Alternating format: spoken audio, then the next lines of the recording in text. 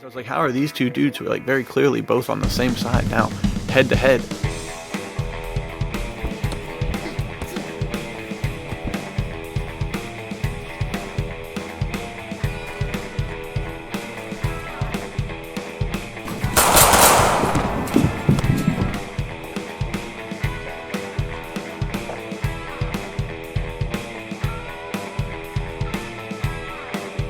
Guys, welcome back to the Men's Adventure Fiction Podcast, here with the great mustachioed Nathanael Hummel. Looking fantastic, my brother. How is it with the mustache getting ready to film your horror? It's pretty good. We are filming it at time of recording 3 days from now, something like that. At time of going live, it'll be 2 days in the past. Nice, we'll see how it goes. Little hiccup was my wife picked up a shift for that morning from 3 a.m. to 7 a.m. So she's going to come home and sleep till like noon. And then usually I like to have from like 10 to whenever to film something. So we're going to have a little less time than I'd like, but that's all right. I just got, little spoiler alert, I got a fake hand in the mail yesterday. Yeah. So that'll be pretty cool. You'll have to see how that comes into play. That's awesome. I think the biggest issue with this is that I decided to write it as a 1947 story. Yeah, the period piece action, back to the Western short film festival nightmares of getting everything period accurate. Yeah, I think the biggest problem is really that I don't have period accurate rifles at all. So I spent like $35 on a really sick period accurate shotgun prop, but that's the budget. I can't do any more than that. Right. Like, I can't spend more money than that. So we'll see how it goes. How's stuff looking for you? How's the old horror film looking for you guys? Pretty good, other than we're pretty behind on that kind of stuff, but I think it's going to be cool and exciting because Shauna, which is my wife, her cousin does makeup and like horror movie makeup and stuff. She's working Fright Night, if you know what Kennywood is in Pittsburgh. There's something called Fright Night and doing makeup.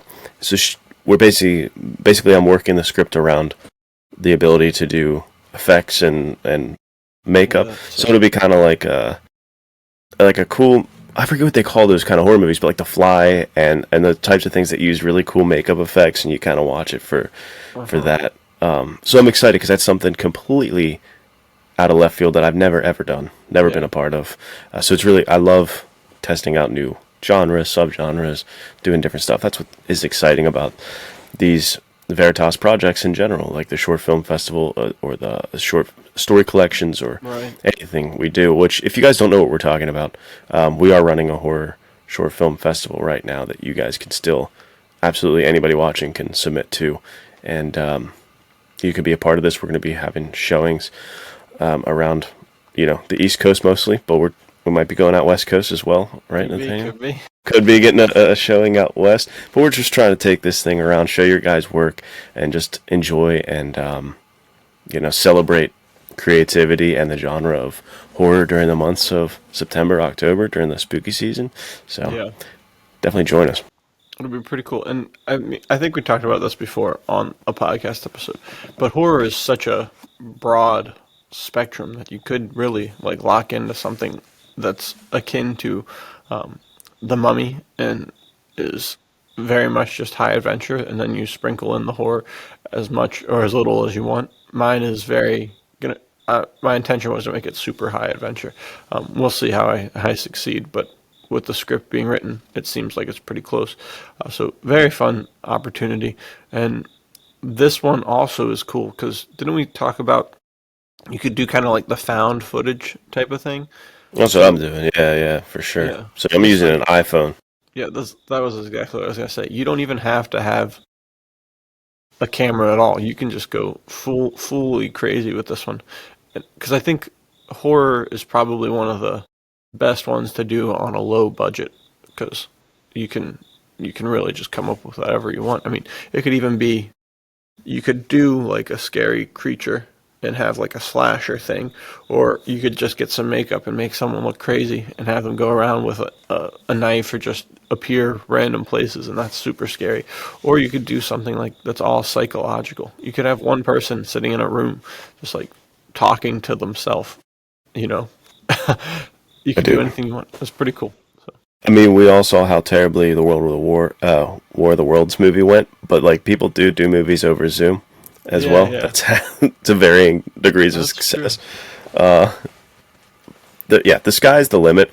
But if you're not into filmmaking, we also have the Noir November short story Yes. collection. So make sure you guys get your stories submitted to that, because this one is going to be like a coffee table book, a piece of art, something you're going to want to be a part of. It's not just your typical paperback. Like it will have a paperback release, but there's going to be a version of this that is just absolute premium product that you're going to want to be a part of. I'm super excited for this one because I want to smoke a cigar with that thing next to me.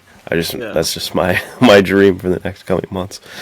Yeah, that was a really cool idea. I think that because that's what noir does such a good job of blending like both high class style with the grittiness, the toughness and stuff. So to have a book that is like ultra high class, like you said, a tabletop book, dude, a piece of art. Yeah. That's too sick. Great idea on your part coming up with that one. Very excited to see how that one turns out. And good job on everybody to create these incredible stories. The submissions we've got so far, it's going to make it not just a piece of art good to look at, but the contents of it absolutely worth it. Absolutely what you want to see. Yeah, for real. Super exciting stuff. Yeah, man, it's cool being part of Veritas and all these projects and getting to have my name in in stuff that's filled with the names of all these others badass writers, all these other. I mean, a lot of the people who've submitted for this one were people who submitted for the Western short story collection, the Western Tales Volume 1, and those guys are all bestsellers. Like they Yeah. literally, according to Amazon, are best-selling authors. So Right. to be in there with them whenever this stuff comes out to be is going to be too cool. So very excited about all that. Yeah, I love having, like you said, the group of guys, and just I like that we're all doing things that we want to be doing and chasing creative dreams. Because you look back, you were doing this as a kid. Me and Casey were doing this in the backyard as kids. Like, why do we have to stop? Well, why does the world keep stopping making short films? Writing poetry, Yeah. writing like people just stop this stuff when they get older. And I love that with Veritas, it's like we're getting some people who have never written before in their life. This is their first time, or they haven't written in so long. Like it gets them back into writing. And same with filmmaking. Like people who have always wanted to make a short film are finally making. Like that. This is kind of more and more becoming the biggest driver for me. Is I love reconnecting people to that idea and that dream that they had. Right. Because yeah, we don't. I don't know. You don't need to lose that. I watched Rocky as a kid, and I'm like, I want to make a movie. Yeah. Why does that have to die as soon as I turn 18? And it's like, oh, I guess that's not realistic. I guess I'm not going to do that. You don't have to be Stallone. You don't have to get the career Stallone had to do that and make that a fulfilled thing for you. Yeah, man. This is just as fulfilling to me. Like you said, getting a mustache and going doing a Western that was shown on the Veritas YouTube channel, that is so satisfying. That's so fun. Like that is an experience that I'm going to hold and cherish forever. So Yeah. I love that we're doing this. I couldn't agree more. I was talking, actually, the past 2 days, I talked with a couple different guys. I have a interview coming out on a pretty big podcast in Heck yeah, dude. the pipe community. No spoilers though. I don't wanna tell too soon. But that should be coming out in the next 2 or 3 weeks, so we'll talk about it then, which is super cool because it will get some attention to Veritas before we table at the Las Vegas Pipe Show, which will be sweet. Really cool opportunity there. But both of these guys were kind of like neither one of them is old, but they've been around a little more than I have been, and so they're hearing me talk about Veritas and all this stuff. I'm like, man, you're busy. Like that's got to be a lot to balance with a family and a full-time job that you're doing all this stuff. And it's like, yeah, it is, but this is the thing that you can't really process or discount if you're kind of from like the outside. Man, this guy's waking up super early to record a podcast with Luke. He's staying up late to edit a book. He's doing all this stuff, and then that's got to be so draining. And that's like, sometimes it can be, but the really cool thing is that this is the stuff that I literally said yesterday. I was like, which you're not understanding, because he's like, man, that just sounds like a recipe for disaster. It's like, the problem with you, with what's going on here, is that you're not getting that I would be doing this either way. Like, if I can be doing it and building up a company, building up a team, building up a group of people that love to do it as well, like, yeah, that's icing on the cake, like, I literally, for the last 7 years, 8 years, I've been making a web series episode once a year, if not more. I've been writing stuff, working on all this stuff. So it's like, this is the stuff that I love to do. And the thing that's such an incredible driving factor behind it is now connecting with people who love to do it just as much. Like you, like Casey, like everybody who's been a VERITAS published author. So it's super cool. So, and this is kind of like a drive to you guys, like a question to you, the listeners. Like, you've got a lot of stuff going on in your life, I am sure. I'm almost certain of that, because no one these days has free time, because, I mean, groceries are expensive, life is expensive. So you're always doing stuff. But if you have a passion inside of you that you love and you really enjoy doing, take the chance and find time to do it so that you can submit to VERITAS and we can possibly publish your work. Like, don't let the ideas that you have or the dreams that you had when you were younger just kind of fade off into obscurity. Like, take the chance, because this is the thing, right? Like, a lot of people, to a lot of people, writing is super, super challenging. I was blessed. For me, when I write, it's actually like super cathartic and really enjoyable. So it is never like the one YouTube or the one podcast that I was on. One of the questions is like, when you relax, do you do book, movie, or music? And I was like, well, this is a tough one, because since I met this bastard sitting next to me, it's been super hard to relax. I've had like a really great drive, but it's like, when I do relax, I want to be productive. So for me, relaxing is writing a book. Like, I get to sit down and I get to tell a story that I spend my whole entire day doing things that I wish I didn't have to do. And then I get to the end of it, it's like, okay, well, now I can write about Nate Colt punching people. I can write about Giacomo Ferrantino having a crazy sword fight, hanging off of a ladder, anything. You can just write the stuff that you always dreamed about as a kid. So it's a really, really cathartic experience for me, and it could be for you. You just gotta shift your mind and find time to do it. So, and keeping that aim and that focus on why you do it like that is super important, because yeah, for sure. You and I have had these conversations about how it's almost like this is the adult version of us playing in the backyard. Me writing No Redford is me with Nathanael, like, okay, now I got like a revolver, okay, and I'm gonna go over here. It's that kind of thing, all over again, re-skinned for adults.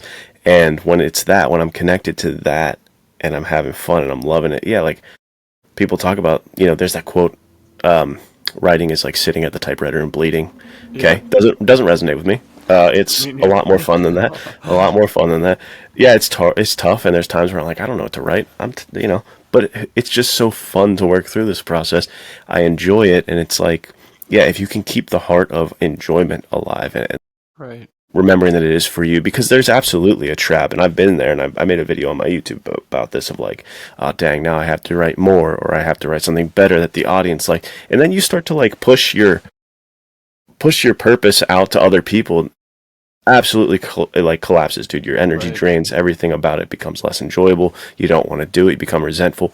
So absolutely turning it back inward and falling in love, like that's what has happened again for me as I'm writing this No Redford sequel and being back in that world. It's like, yeah, this is why I write. Like, not that I don't love having readers and having people to talk to about my stories, but again, it's got to be for you, and it's got to just be fun. And if not, to the podcast interviewer's point, then it's a recipe for disaster. If you're just doing work because I have to be more successful, I have to get this goal, I have to do that, that's not it. But if it's coming from something internal and it's flowing out of you and you're like, yes, I want to do this, then perfect, So thank you for helping me kind of recenter a lot of my life recently. I was definitely falling off, dude. I was not feeling good. Mental health was plummeting, and having a good friend like you balance things out, talk with you, definitely helps center things back out. So I appreciate what you've done for me. Of course, brother. That's what friends are for. Um, yeah, you were on fire, dude. Just then, I love what you were saying. Funnily enough, the guy who was saying like this sounds like a recipe for disaster was not the podcast interviewer. He was actually Oh, okay, the new like head manager of the warehouse that my all of my deliveries go out of. And gotcha. yesterday they made me take him on a ride along. So we spent Nerve wracking, dude. eight I wouldn't. hours just talking. Well, that's you would think it was going to be nerve wracking, but all of a sudden we're just like literally talking about everything that's going on in life, and It's he's awesome. having a hoot, laughing, yelling, we're just having a great time. Very That's very great. cool management guy. But I think we also talked a little bit about the kind of. I know we're getting deep in. We haven't even touched on the topic yet, We'll but we'll get there. that We'll get this there. is another thing that I thought was like super interesting that we can touch on because I think it has to do the Men's Adventure Fiction podcast. Obviously, we love whoever is listening to it. If you're a lady, if you're a freaking like 5 year old kid, like a boy, like yeah, hell yeah, stay here, keep listening. We love having it, but we do love talking about things that pertain to us as men, and this is something that was like super interesting that we got to talking about because one of that guy's the manager guy's concern why he thought it was like this is a recipe for disaster is he's like you have to be really investing in your family and investing in your wife and kid and all that. I almost said wives. It's like no, sorry, I have I do not multiple have ones. two wives. I just talked about how busy I was. I certainly don't have time for a second wife. There's no chance. So I was saying like one of my really good friends. He's been in a bunch of the short film stuff that I've done. Super cool dude. He has a young daughter as well, and he and I had a conversation where I was like, man, there's a certain point, and this is tough because as a father and as just a man, it's like, yeah, I want to be loving to my kids and I want to be loving to my wife. But we had a conversation where it's like, man, when you get home from a long, hard day of work and the first thing you got to do is go hang out with the kids, it's like, dude, what is the balance between, all right, I go hang out with my kids, but I'm just burnt to a crisp and I'm just like the worst dad of all time. I'm like snapping, no I've been there. patience. Yeah, just like the worst, you know? But then what is is it I get home, so let's say when I get home, there's 100% time, right? And I should probably spend 100% of that time with my kid just so that I can like interact with them and make sure that they're doing well. But if 100% of that time I'm sitting there just being like the biggest jerk of all time, like maybe that's not good. So maybe what I need to do is take 5 to 10% of that 100% and go like read a couple chapters of Fire in the Tall Grass to Yeah. like chill my mind out or write for like 10, 15 minutes. That way because this is the thing is that you can't really serve others if you are fully depleted, you know, like you have to take care of yourself. Otherwise you're not going to be able to take care of anybody else. Or if you are taking care of someone else, you're going to be like not giving them the care that they actually deserve. So it's super interesting to have that kind of like dichotomy of like, man, as men, as fathers, we have so much responsibility to care for our families and our wives, our kids. I mean, pets, if you got them, it's like it can get overwhelming. And you're like, okay, well, there's definitely no time for writing. There's no time for Yeah. talking to the boys. There's no time for doing anything cool because I got to be like, work, work, work, work, work. I got to lock in these things. But I think that if you do that, you end up pushing yourself into a spot where you become bitter, resentful, impatient, kind of just cruel. So I think that you need to find some way. And maybe it isn't like maybe when you get home from work, maybe that's not the time. Maybe it's like, all right, I gotta dig deep within me and find this patience that I know is like elusive and getting away, but I need to do it. Or maybe it is like, all right, I'm gonna get home and you work it out with your wife. It's like I gotta take a 15 to 20 minutes to take a shower and listen to an audiobook and get my headspace right before I come out here. Because otherwise, I'm going to just be like, I'm not even going to try to. I'm going to start yelling at everybody. Like, I don't know what to do, you know? Yeah, dude, that's a great point. It reminds me of something I learned, when I was in therapy back in around high school about if you're in a fight with somebody, like you're at that time like girlfriend or Yeah. maybe a parent or something. Sometimes it's better to like, all right, I gotta go for like I gotta get out of here for 5 minutes, or I'm gonna start saying stuff I don't mean. This is gonna spiral out of control. So I remember like learning to walk away and be like, all right, I need a minute, and then come back, and you're like, all right, cool. Now I can definitely have this conversation better. And it reminded me of that, where that's a great point. You know, you come back from work overstimulated. It's like, dude, that was an annoying day. I'm annoyed. Like, I'm already up here. And you come in, the kid's pulling at your leg. You haven't eaten. You're like, you know, kids screaming. And you're like, dude, get away from me. Like, then you become, I'll lose my mind. and the fact that like father's words for whatever reason and father's actions like weigh so much mentally on kids. Like, we got to be so careful and so mindful that we don't say the wrong thing, because it might just be a minute of, you know, the wrong thing for us, a little second, but then it's like a lifetime of, wait, what did my dad say to me? You know what I mean? Like, it sticks with them for so long, and I remember, you know, I've mentioned this before, the whole reason I was in counseling was like my relationship with my dad and the way I compared myself. Nothing my dad did wrong, you know, he's just a guy too, but like, I think about that, where it's the father effect, the father impact. Dude, you got to be careful. Like you said, you can't just come in reckless and be like absolute like, screw you, kid. Get out tyrant. Yeah, like a tyrant at home because you're annoyed. You like that Buzz Lightyear toy? Well, I'm about to break it. I'm so over the edge here. Dude. To that point, like you said, because he's a super cool guy, this manager guy, but he was like, they're gonna care more that you're there. They're not gonna remember any of the like mean things or things that you do. I don't know. I remember a lot of the mean stuff that my dad did. Like, I have a shaky relationship with my dad, and it's because he was kind of out of pocket all the time. So it's like, I don't want to.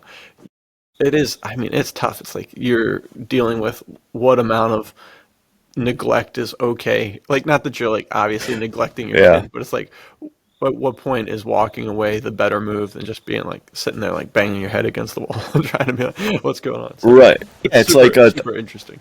Tons of hours at 30% with them, or less hours at 100% with them. It's kind of like which one's better. Yeah, that's really well said, because that's the thing. It's like, even if I'm spending my whole entire time there, but I'm just like, let's say that it's not even like just cranky and impatient. It's just like, all right, well, I'm just gonna scroll on my phone.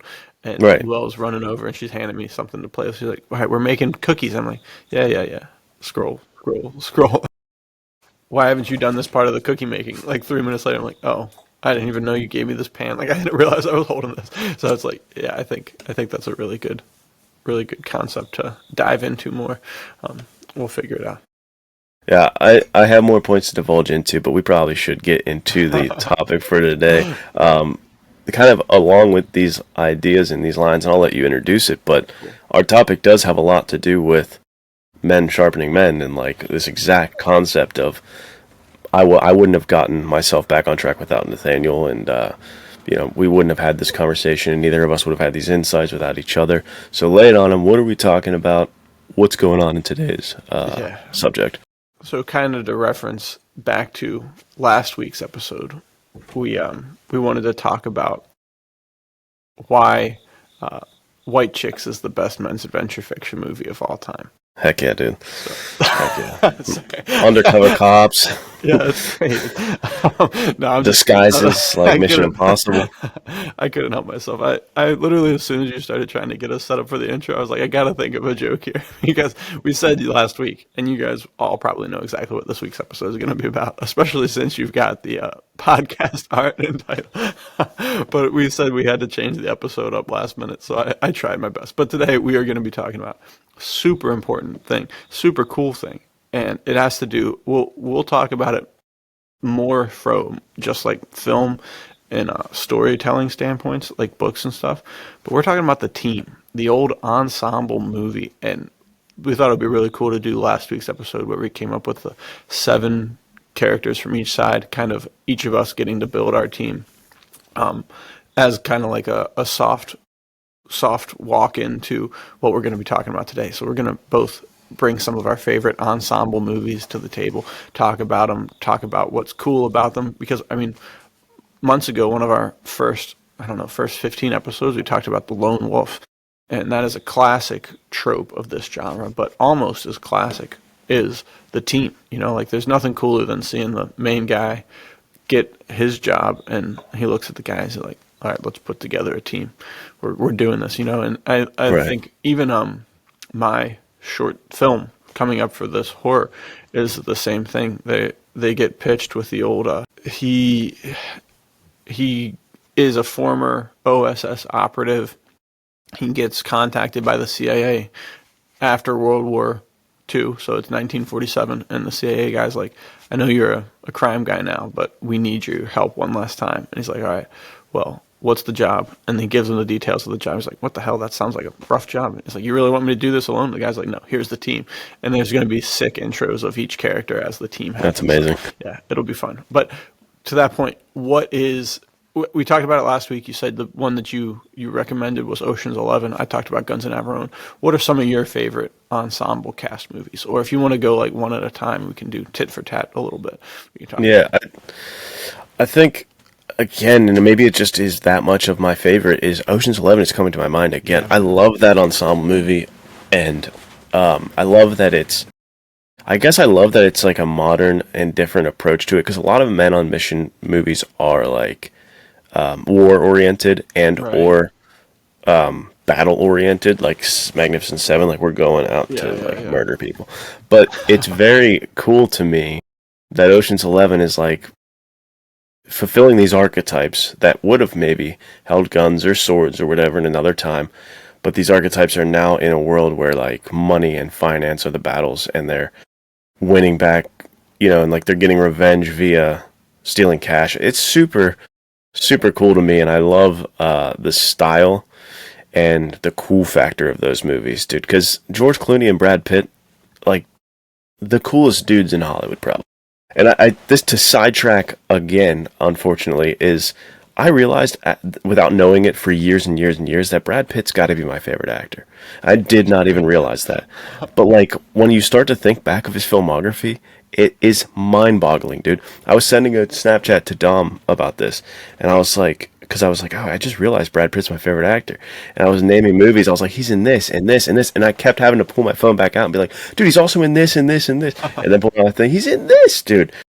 Yeah, I'm not going to sit here and just try to like name his stuff. You guys can hit a Google search.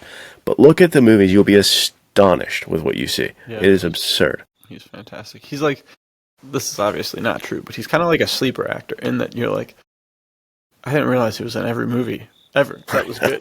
Like, you know, like you're like, oh yeah, Brad Pitt's cool. Like I like Inglourious Basterds, and then you're like, oh yeah, exactly. He's also in like, what? He's in that too? He's in that too? I mean, even what was that one? Wasn't he allied with the girl from Inception? He was in Allied. He was in Troy. He was in Seven. He was in Fight Club. He was in Legends of the Fall. Like, dude, it's absurd. Yeah. Babylon. Which is cool though, because I mean, he's even king of the ensemble movies too, because Ocean's 11's one of the best. Another really, really good one is Inglourious Basterds. You know, like that's a classic. Especially, it very much is a nod to, I feel like, Guns and Navarone with the old special, not a military team that's just going in and killing Nazis. It's like, it's so sick. I love it.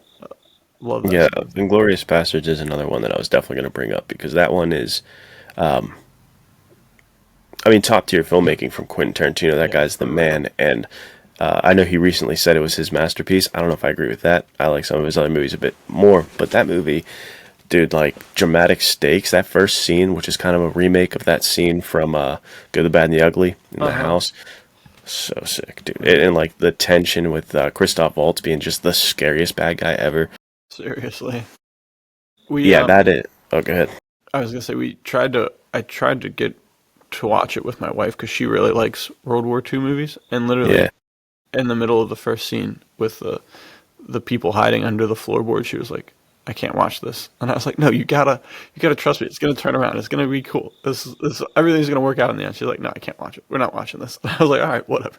So I think I've only seen it like 1 to 2 times, and then a little bit of it again, because you're right. He is such a fantastic villain, and it's so intense. And I mean, he's just chilling, you know, like he's that dude. That was probably my favorite performance of his. I love him in Django, but dude, he is horrendous in Inglourious Basterds. He is truly a scumbag, dude. When we were going back a couple weeks to when we talked about worst villains, maybe that guy. That guy sucks. He's certainly up there.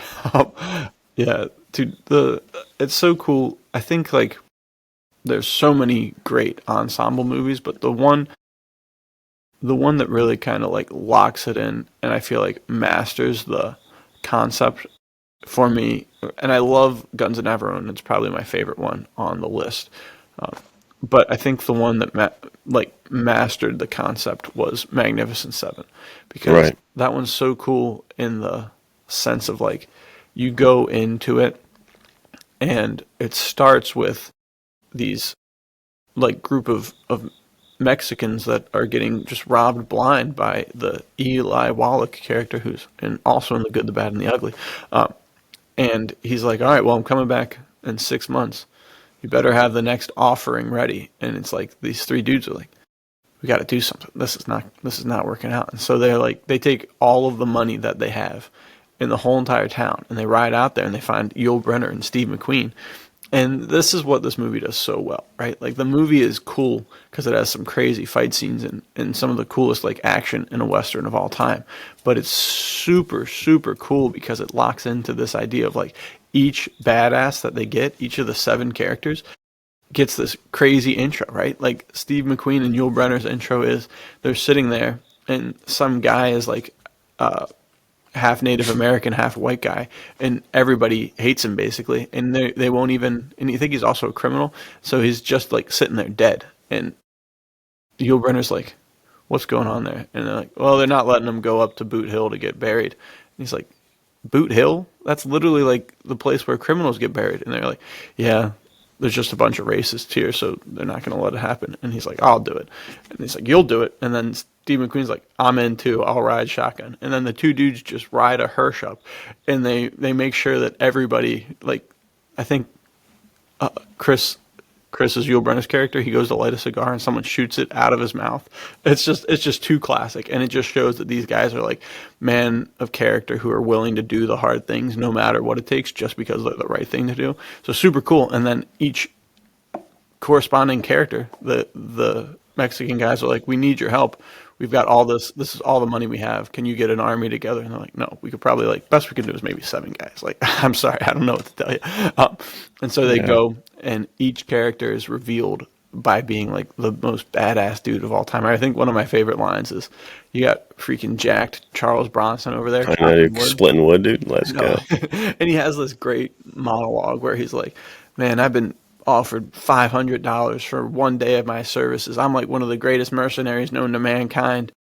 And like, how dare you say you're just going to pay me $20? And then they like kind of walk away and say, hold on, come back here. And they're like, what? And he's like, $20 is a lot right now. And it's like one of the classic lines. You know, it's just so cool. And you build the team again.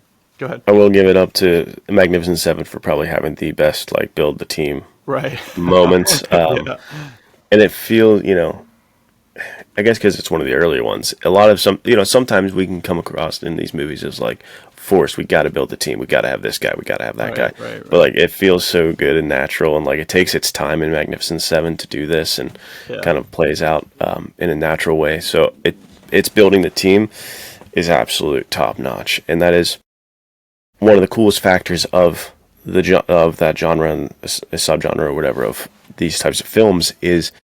It's so cool that there are so many different archetypes for types of men. And this, you know, this goes back to real life. Like, you know, there's some guys who are really good in finance. They're really good salesmen. They're this and that. There's some guys who are like powerlifters. There's dudes who are amazing snipers. There's guys with just different skill sets.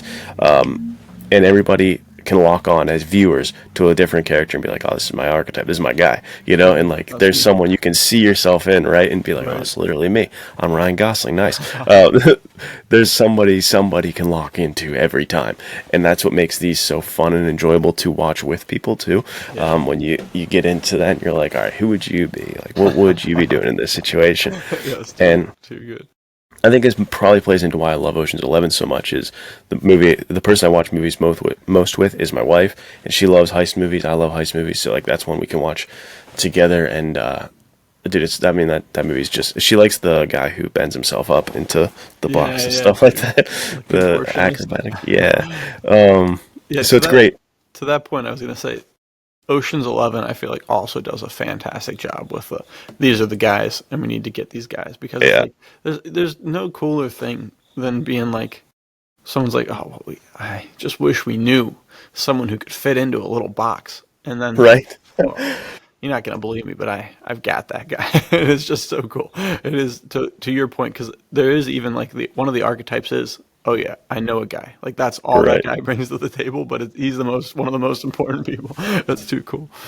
I have to rewatch the first one, but is that Brad Pitt who's like the I know everybody guy? Is he Maybe it that guy? is. Or, It's been a while, but I think yeah, so. I think dude. Danny Ocean goes to him. He's like, I need you because you know everybody. He's like, Right. I'm in. I'm in. That's too good.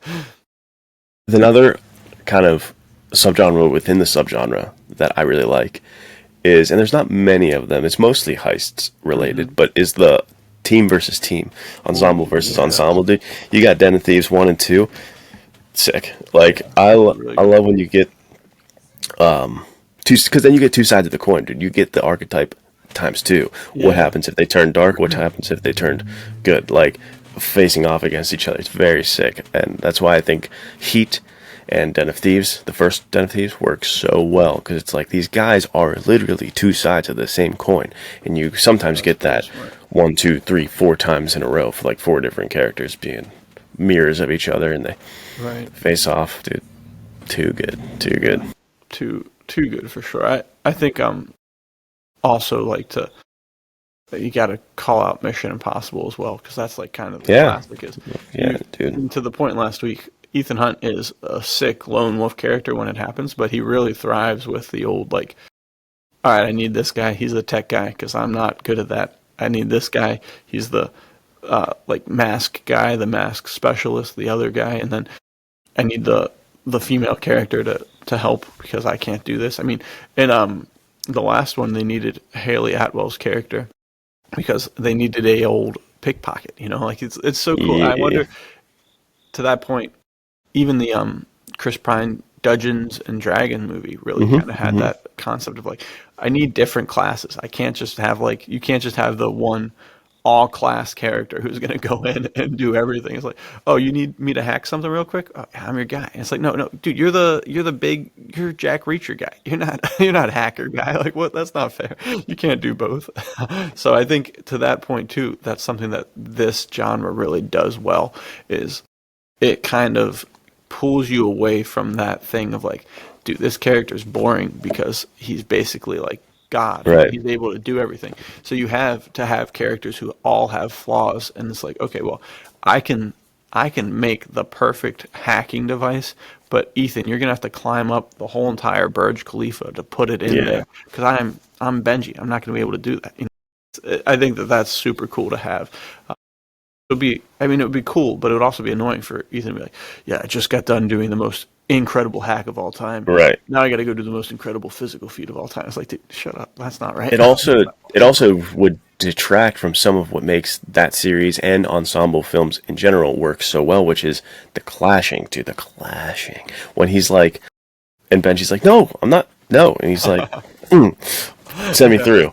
That is my favorite moment in the Mission Impossible franchise is when he's That's like, such a good one. put me through, and he's like, no, Yeah, and he just starts like waiting. He's just like yeah, casually. that is what you would miss out on. And same thing with like a genre that we often don't really talk about on this podcast is like the superhero genre. I will give it up to Avengers for Avengers 1 being a great ensemble movie, dude, Yeah, because that's a they really good point. mastered the personalities clashing. I love how they did. I think they did a fantastic job in that first one of like, you know, or we're done with Shakespeare in the Park or whatever, like that Yeah, scene where everyone's fighting, and I think that is classic what you get from this genre. yeah, that's a really good point because that's you inevitably have characters of very opposite ends of the spectrum. And to go back to Guns and Navarone, I mean, literally right off the rip, you find out that Mallory and Stavros have a long-standing hatred for each other, and Yeah, dude. Stavros literally has told Mallory that he's going to kill him when the war's over. And so that's such a cool concept because Mallory is such a good character. He's like clearly super good guy. So you're like, what the hell happened? Why is this other, like, very clearly, like, this dude is certainly above all else fighting for freedom, even if he's like kind of ruthless in the way he does it with Stavros. And so it's like, how are these two dudes who are like very clearly both on the same side now head to head? And then you have this other thought the whole entire time. It's like Mallory makes it clear that Stavros isn't going to kill him in the middle of the mission because that's the kind of man he is. But then you have this like flip side of like, that guy's such a good dude at being like a badass and killing people that now Mallory, the whole time, the team leader is like, man, maybe at some point I need to take out my number one guy so that he doesn't freaking kill me. And the next, like if he's in a bad spot, maybe it's best for me if I just let him go. Right. Super interesting concept. I agree, dude. That brings up a great kind of factor and highlight of that movie is I think Guns of Navarone is the best one for laying like the toughest philosophical questions and like conundrums on their characters, and then you have all of these archetypes looking at it from different angles and arguing. We don't have to get into spoilers, but there are certain revelations with certain characters that have to be worked over, dude. Those are some of the best scenes in men's adventure fiction, period. Like, full stop. 100%. I can't think of other times in movies or books even where you get the team in such a conundrum where they're disagreeing that hard and they're right. You know what I mean? Like, I think they do that really, really well. I think the writing in Guns of Navarone is probably the best writing there's been in an ensemble, piece. Yeah. Freaking sick. To that point, I think that you can't, because this is like, if you take this idea of butting heads, battering heads fully, you inevitably, and this is the question, every single time you have an ensemble cast, something goes wrong. And they're like, dude, the only people who know about this is the ensemble team. Like, is there a snitch in here? Are we gonna have to kill everybody? Which, I mean, even Sinners had that where who's a vampire? Yeah, they all eat garlic. It's like, dude, what the hell? So I think that's a super cool thing that you can play with. And back to our boy Alistair McLean with Where Eagles Dare. That is a huge aspect of that ensemble movie. He's he's so good at writing that kind of stuff, dude. I think he nailed that. He's so good at it. So it's super cool. Another kind of wild one that I don't know if I can. This was one we talked about before on the podcast because it is truly one of the weirdest things I've ever read. But is the almost pro Germany in World War II ensemble cast of The Eagle Has Landed. Yeah, I still haven't I don't know anything about that one yet. Super interesting. It's a very well-written story. So if you like well-written stories and you like ensemble casts, this is a good one to check out. But it's basically, there's a group of German soldiers who have to infiltrate England to try and take out Winston Churchill. And the one guy is like half American, half German, and he's doing it out of obligation to his father, who is a German officer who has been captured because he was actually within like the Nazi regiments going against Hitler. And he just didn't like what he was doing. So he's going to try and save his father from getting killed. So it's super like morally complex. And then there's another guy who's an IRA guy, and he just hates the English. So he's like, "Oh hell yeah, you guys are going after the English? I don't care about you guys being Nazis. I'm in. You son of a bitch, I'm in. Put me in, coach." So super interesting book, but it does have the same kind of thing. Like you've got a classes thing of like, this guy's kind of the knife guy. This guy's like the quick draw artist. This guy's the guy who puts the plan together. So it is. And if you like books that have moral complexities, very kind of like I said, overall, I don't know that I can really recommend it because at the end of it, I was like, dude, this is stupid. Like, I don't like any of these guys. These are all Nazis. Like, what the hell's going on here? But it is a very interesting book. You bring up the classes. Well, who is your favorite on the ensemble? Do you like, the knife guy? Do you like the quick draw guy? I can go first if you want to think about it, because I've got two locked and loaded, my favorites. You go ahead. You can bring it. I guess my guy is the long range guy, because it's either between, and I guess this all comes down to era mostly. I like the sniper, and I like the bow and arrow guy. Those are my two favorites, dude. That's a really good one. In the Magnificent Seven remake, the freaky guy with the bow and arrow going on the rooftops, that is my favorite thing. And as I'm thinking about it, I can't think of many like examples of the ensemble sniper other than Expendables 3. You got the sniper in that one, or maybe it was Expendables 2, and there's Billy the Kid. Yeah. But yeah, the sniper has always been, especially like if we're playing Call of Duty, which I'm not a big gamer, but anytime anyone ever asks me to play Call of Duty, I'm getting the sniper, dude. I want to be the sniper. got this. I just love the long range stuff. Put me up there. Put me up. So that's my favorite. Stavros in Guns and Navarone has that one scene where Dude in the mountains, it looks dude. so sick. Yeah, I love that one. And he also has his style in that movie is like my go-to fall style. Like we were just talking about that before we started recording. The dude wears like a full sheep vest. It's too sick. And then he's got like the roll beanie going. Yeah, dude, roll beanie. He wears like a turtleneck, and then he wears like almost a green cardigan vest, which I've been looking for hardcore at Goodwill. Very hard to find, but they're super sick. But yeah, the sniper is a classic. That's a really solid one. But I don't know, dude. It's so tough. I love the guy who puts the team together. There's nothing cooler than being like, well, that's two different people, I guess, because there's the one guy who's like, all right, Brad Pitt, I need you to go find everybody. But I love the guy who knows a guy. I remember one time my friend, he was like, I don't know if it was a joke or whatever. He was like, I may have something coming up that I need a plane for. And I was like, well, I know a guy. And he said, I knew you would. And I was like, hell yeah, dude. Am I the I know a guy guy? Am I Brad Pitt? What's going on here? Coolest thing of all time. I love That's fantastic, dude. I love it. I think what I like the most is it's like, if you have a character who is already a competent, like well-rounded person and they're good at a lot of things, the fact that they are aware of their shortcomings and they build up around them like a team to make sure that they don't ever have shortcomings is super cool to me. You know, like that's why I like Ethan Hunt so much. That's why I like the Brad Pitt character in that.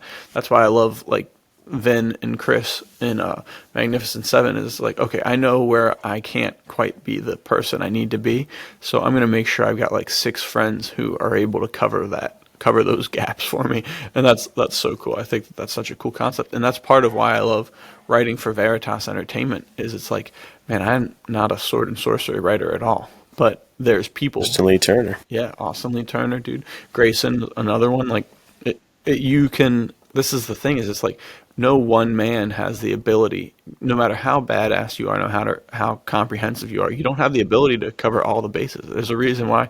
What's it? Nine people on a baseball field. It's because, dude, if I'm pitching, I can't make it to the outfield. You know, I gotta have people to cover stuff for me. There's a reason cover the bases is a term. You need 4, 5 people covering all the bases in baseball. It's like I need someone.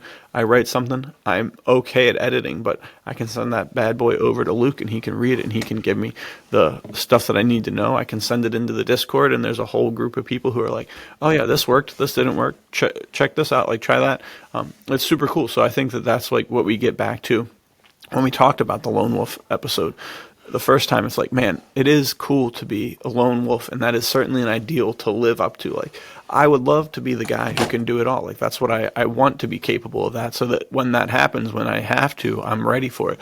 But man, that is a lonely, hard life, and that's never something that you should be doing by yourself. You know, like you should be relying on others. No man's an island, as the old cliches go. Like, there's a lot of work that you got to do.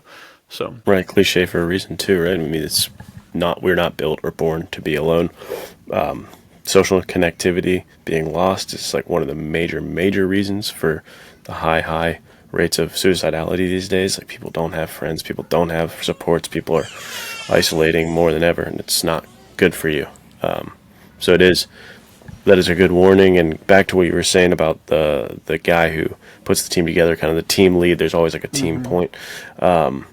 You can watch these movies, not all of them, but sometimes you get the leader who goes in a wrong direction, the leader who gets too bullheaded, the leader who kind of like fails the mission, fails the team by being too self-centered in his pursuits or getting too invested, you know what I mean? And then it kind of makes things crumble. I think at Den of Thieves, you know what I mean? The leader on the Gerard Butler side, dude, guy is going. I mean, his team is not able to rely on him at certain points. He is going off the rails a little bit. Yeah, dude, that's a really good point. So you gotta watch out for those. And like the town, the two leads kind of going head to head on who's going to be the team leader because of the huge disputes. Yeah, good stuff. I like the genre is full of possibilities, dude. Yeah, dude, it is. Of dynamics to look at and explore. It certainly is. It's like it's really cool for that. You know, like you can have this however to whatever level you want to have it, which you think like something like Ungentlemanly Warfare is another fantastic option of this. And it's like anytime you're looking at one of these movies, you're like, oh, okay, well, is Ungentlemanly Warfare just a copycat of Inglourious Basterds, and is Inglourious Basterds just a copycat of Guns and Navarone, you know? But it's like And Dirty each Dozen. one, yeah, and Dirty Dozen. Each one brings something different to the table, you know? So sometimes you have the question of, oh, one of the team members is definitely a bad guy. Sometimes you have the thing of like, it's completely easy. Like everything goes, like the team works as a comprehensive whole. There's no question of a bad guy. There's really no big headbutting. It's all from Right. external forces. And then you have the other ones where it's like, dude, no, I'm in charge. No, I'm in charge. No, I'm in charge. You know, like Right. you can have anything that you want with that. So I think that's like, it is a fantastic place for incredible dynamics, whether they're through the team or outside of the team. I think it's really cool. And it's something that we talk about it kind of like in the, I don't know, the periphery, like it's never come to fruition. But man, we've got some cool crossovers between our characters, between other people's characters, and it's like, man, dude, it would be cool to have kind of like an Avengers level event happen Right. within Yeah. the Nate Colt, Noah Redford, Thomas Redford world. And it's like, dude, you Gotta never know. happen. You got to It's gonna put the team happen. together, dude. So super cool stuff to think about. And I think to that point, it is an encouragement to other writers. Like one of the best things I feel like I've ever written, one of the most fun things I ever had was writing this guy in here, the old cowboy and the criminal and Fighting Heart of Man. And it was literally me and Luke switching back and forth between writing this story. It was super cool. So I mean, Right. imagine you pick out your team of 5 other authors and you're writing back and forth, writing something like comprehensively together. It would be crazy hard work, but if you could do it, it would be super cool. Super. Right. It'll be worth it, and it's definitely going to be a bucket list item for our writing careers. We got to do that. Yeah, dude. This is such a good conversation, and I think similarly to the lone wolf concept, this is a really good one too. Of like, obviously, build your team for writing, and VERITAS is building a team, so that could be the team you join. So don't hesitate to do that if you have the chance. But it's also really good for life. You know, like Luke said in the beginning when we were talking about all this heavy stuff with being dads and being men, it's like, man, if you don't have that team to start with, if you don't have people to sound off with, it's like, that's tough. So and it is. We are probably the most disconnected our society's ever been, but a great place to start if you want to build a team is joining the Men's Adventure Fiction Discord, because we talk about stuff all the time. I mean, we've had some really like crazy deep conversations about all sorts of different aspects of life, so don't hesitate to jump into there. I know it can be hard to learn a whole new app and all the user experience with that, but it's worth it. I mean, if you like, even if you're not like, oh, I'm lonely, I need friends, if it's just like, I want to talk men's adventure fiction, hop in there, dude. Like, or both. Right. Both is super good. I mean, there's many a time I'm driving back from work after a long, hard day of work. It's like, dude, I'm just going to jump in the Discord chat because I love talking to people about this stuff, and it's nice.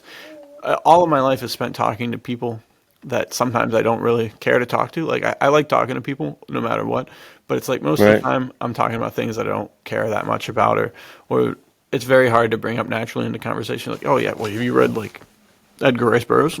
What do you think of that? And they're like, well, I don't know who that is. You don't know Who are you Edgar talking Rice? about? What the hell's going on, dude? Like, Yeah. well, we can't talk now. I'm sorry, I don't have anything else to say.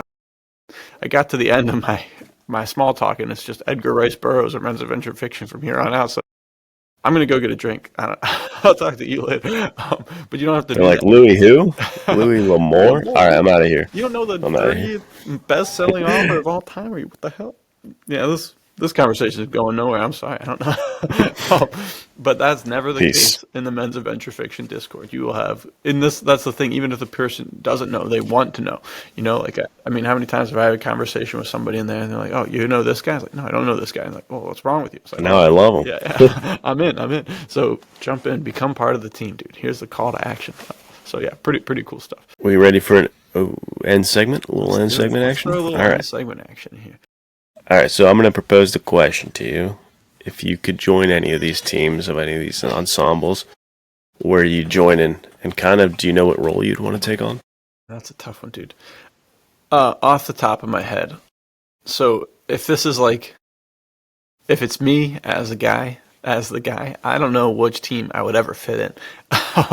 But my first thought is, so I've got two ideas here. There's one of like, if I can write the story and make it happen and be part of the team, I have an idea. And then the other one is if I have to get inserted into a role that's already in the movie, like I would love to be, I'm not badass enough to do it for sure, but I'd love to be Andreas Stavros in Guns Navarone, dude, just from the rip. I mean, sitting there wearing like cool, like striped seersucker suit, smoking a pipe in bed, like, hell yeah, dude.